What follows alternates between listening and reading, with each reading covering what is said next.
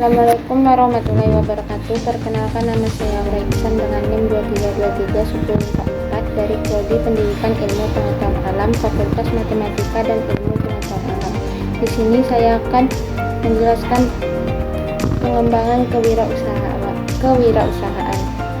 Kewirausahaan adalah modal utama bagi pertumbuhan ekonomi di suatu negara. Kewirausahaan merupakan strategi pendorong tumbuhnya perekonomian suatu wilayah,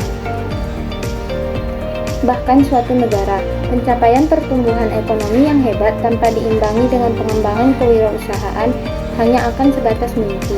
Maka kewirausahaan menjadi potensi untuk meningkatkan kesejahteraan suatu bangsa.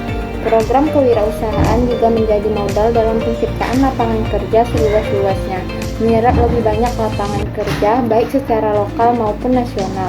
Namun itu semua bisa tercapai melalui proses yang panjang.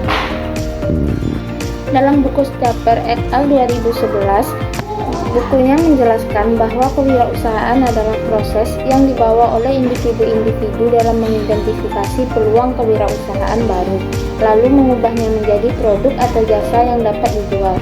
Penciptaan produk baru atau inovasi produk yang sudah ada juga menjadi bagian dari proses kewirausahaan tersebut.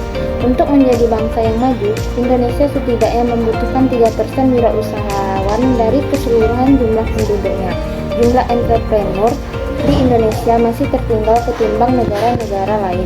Berdasarkan Global Entrepreneurship Index, Indonesia ada di urutan ke-97 dari 136 negara, berada di bawah Thailand, Malaysia, dan Vietnam. Ini menjadi tantangan bagi bangsa Indonesia. Pengembangan kewirausahaan dilakukan dengan cara mengembangkan pelaku usaha atau entrepreneur yang berkualitas, baik dari segi pengetahuan maupun keterampilan atau kemampuan dan mental, dengan harapan akan menciptakan kemandirian dalam berusaha dan berbisnis. Hal ini dipandang sangat penting, apalagi jika usaha yang digeluti berhubungan dengan kegiatan sosial, kemasyarakatan, dan berdampak positif terhadap lingkungan. Pelaku usaha konvensional memiliki kemiripan dengan pelaku usaha sosial.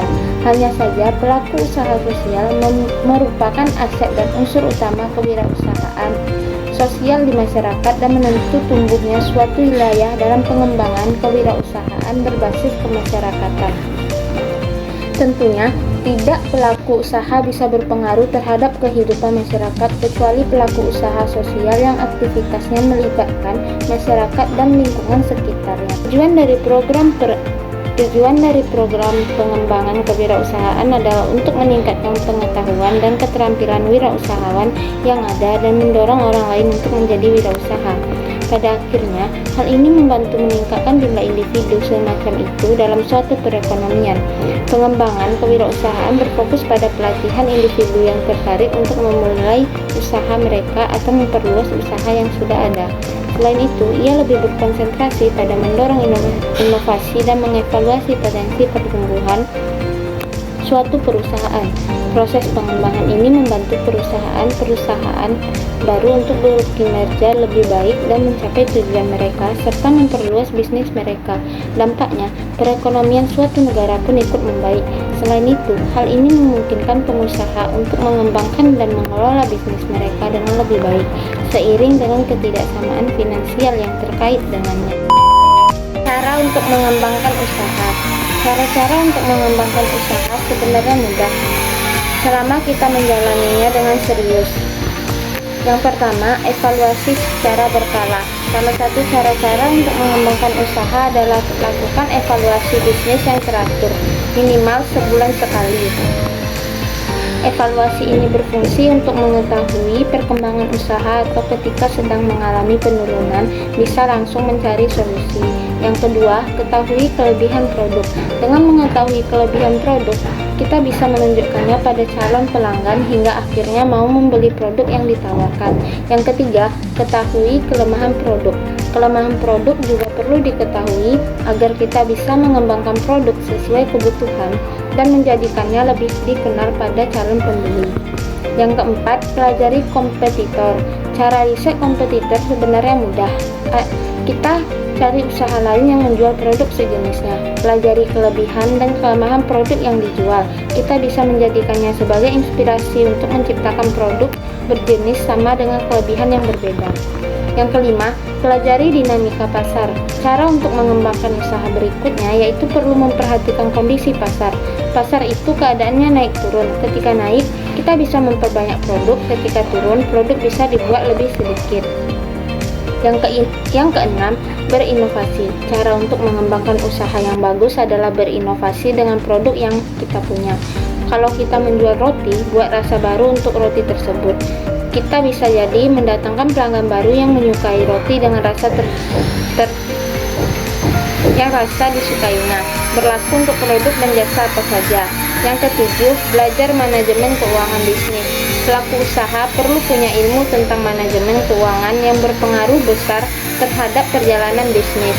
Harus bisa dibedakan dengan keuangan pribadi. Jangan sampai uang bisnis dihamburkan untuk kepentingan pribadi.